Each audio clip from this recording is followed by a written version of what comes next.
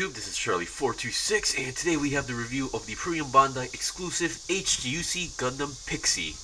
Now, the Gundam Pixy was basically one of my personal favorite Gundam type mobile suits out there now, and because how unique it was and how different it fights, I never actually expected to see a kit of it to ever happen. But now it has actually happened, and I am extremely, really happy and thankful for that part. Once again, this is a P-Bandai exclusive kit. This one I really have not much to say other than that, but I can say that this kit is pretty interesting. There are some interesting aspects that we don't really see in other kits, part-wise, design-wise, and yeah, basically that. So anyway, let's get on to the review now. I am technically 2 to 3 weeks late making a review of this, not because I was lazy. The thing was that my Pixy got delayed. Now, I ordered my kits directly from Gundam Base, the services, the P-Bandai services. Now, this thing was supposed to arrive basically 2 weeks ago, but it got delayed way even more, so that's why I'm really late. So you might have seen some people already posting their pics of this kit some time ago, so sorry about that aspect. Anyway, let's get on to the review. Now, first of all, what you get, of course, is the Gundam Pixy itself. I'm going to push that back a little bit. And then here are the stuff that you're supposed to get. You get four beam dagger effects. Yes, these are called beam daggers. You get the 2 shorter ones for the typical usage, and you get these, basically beam effect parts that looks like it's swinging around its beam daggers. And this is my first time actually seeing such parts included in a kit. Well, I'm not sure if the flaming fists from the burning Gundam or the tri-burning Gundam counts, but yeah, so this is my first time seeing a beam effect part like this in this aspect. I do believe there are some kits that do this, but not too often. And you get in total 4 hands, 2 multi-purpose hands for the left and right, which I'm currently using, and I have 2. This is the interesting part of this kit. Now, usually you would expect a trigger finger because you get these 2 Uzi type machine guns. I believe these are 90mm machine guns, submachine guns actually. And according to the wiki, these aren't that really powerful against heavy armored mobile suits. And as you can see, these things do have triggers, and yeah, but you don't get any trigger fingers. But instead, you get a whole trigger finger hand that has the handle on it. Yes, these things actually come in like this. The only part you add are these hand covers. And this is how this works. You can actually take this part off, top part off, and then you can just attach it right over there. Did I get that right? Yeah. And then you get these 2 ammo clips, and you can attach it onto the bottom, so it gives you the illusion that it's actually holding the sorry about that. This is actually the submachine gun in a whole hand, which is pretty interesting. So yeah, this is the first time for me seeing this. I'm going to leave that right over here. And what you can also do, so that's basically the normal stuff you're getting. I will get into the other details later, actually. And then for sticker wise, now you get a sticker sheet and a single decal sheet. You only get 1 sticker decal, which is the Pixy logo. I'm not sure that's the correct term, but you get the logo with the arrow and the heart on it for its left shoulder. I mean, it doesn't really need to be the left shoulder, but in position wise, it was always on this side of the shoulder. So that's that. And then you get all sorts of stickers. Now, let's see. You get these green ones are obviously the top 2 green ones are obviously for the head cameras, front and back. The 2 green ones right over here are for the submachine gun scope. I'm not sure if I showed you guys, but here we go. You have the scope. Obviously the eyes. You get some for the triangle areas, the leg areas. Yeah, the leg areas, and you get this for the neck area, which I wasn't too happy about, but oh well. That's that for the stickers. And now, being a P-Bandai kit, there's always chances that there's leftover pieces. Now, first of all, the leftover polycap, one neck joint, and then these are the parts I actually cut off. You get the waist area or the hip, but in red because you actually use a purple one for this one, so you get a red leftover. And then you get this for the feet area, and then you get these two white pieces that goes to the arm for some reason as a leftover. So that's that, and you actually get, there's a little bit more. Those are the ones I cut off. These are the ones that you get leftovers of. So basically what you get, I'm gonna pull this a little bit back. You get parts to make a whole machine gun minus the ammo clip. You don't get an ammo clip here. You get a parts for the shield, only like half of it. You don't get the outside. You get an open hand, but no hand cover for that. And the other side of the feet part. So that's that. So not many leftover parts than you usually see in my reviews. So I guess that's it.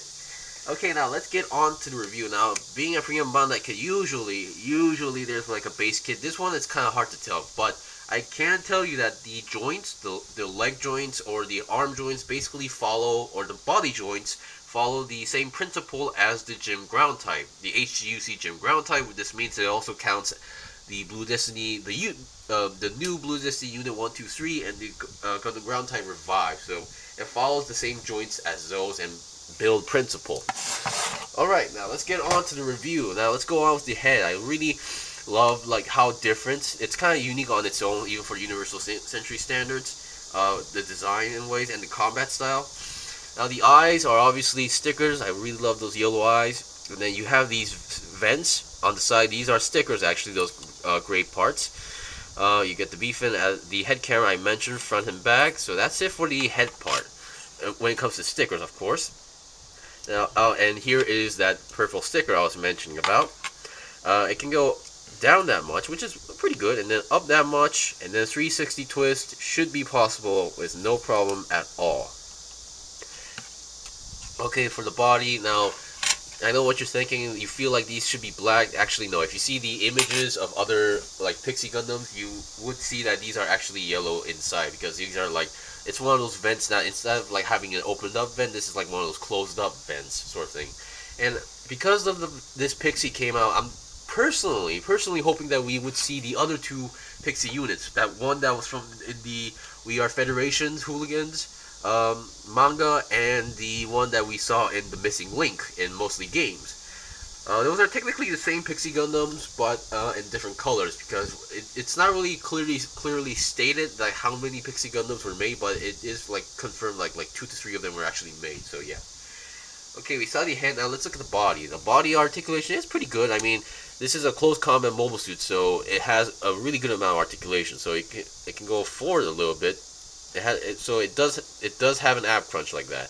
And I'm not sure if you guys can tell, I did kind of increase the brightness of my video for this one, so yeah, hopefully it helps. So that's that. And then so a 360 twist, sadly enough, it's not possible because like this part is actually blocking the area. And you can also take this part off.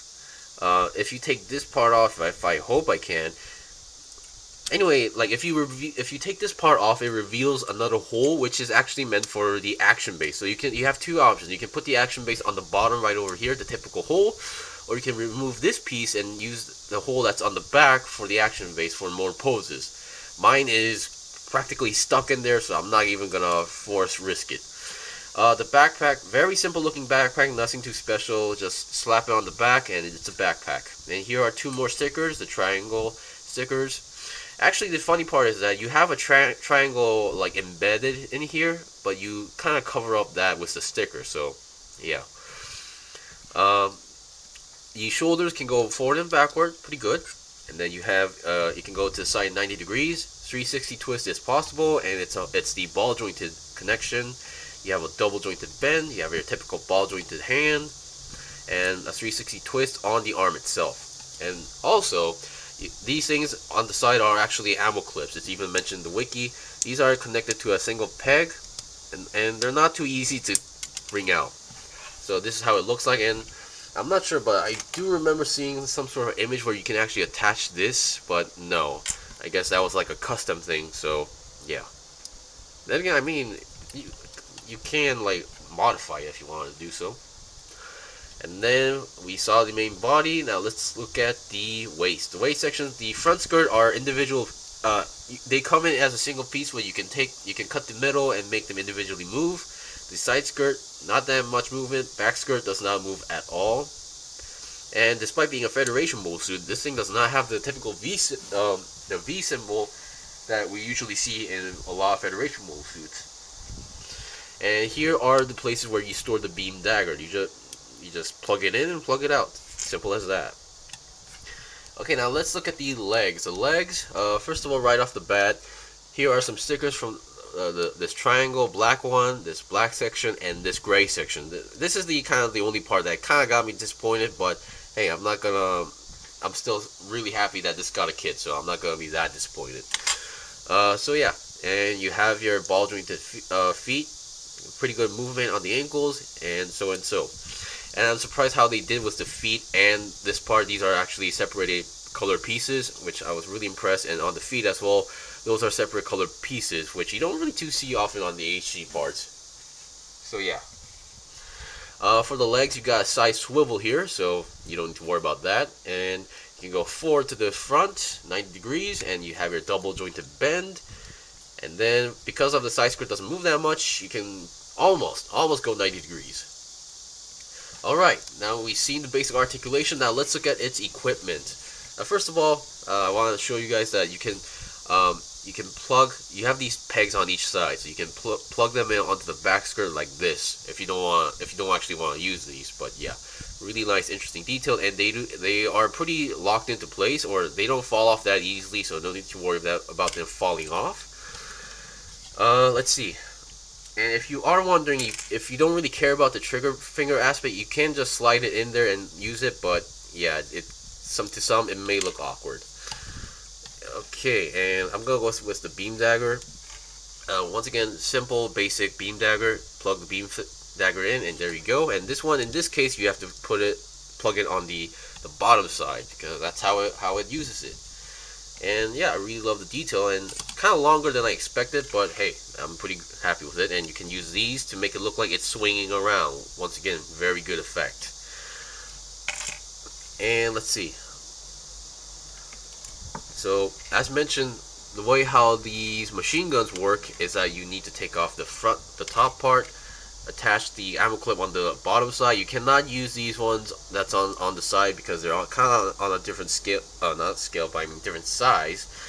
And yeah, you can use these and plug it in. But another thing is that you can do is that you can take this ammo clip off, which this is a function which I was never aware of, and then you can attach the beam dagger onto the bottom. This is actually mentioned in the instruction manual, so you can have this weapon be a machine gun, submachine gun technically, and the beam dagger at the same time.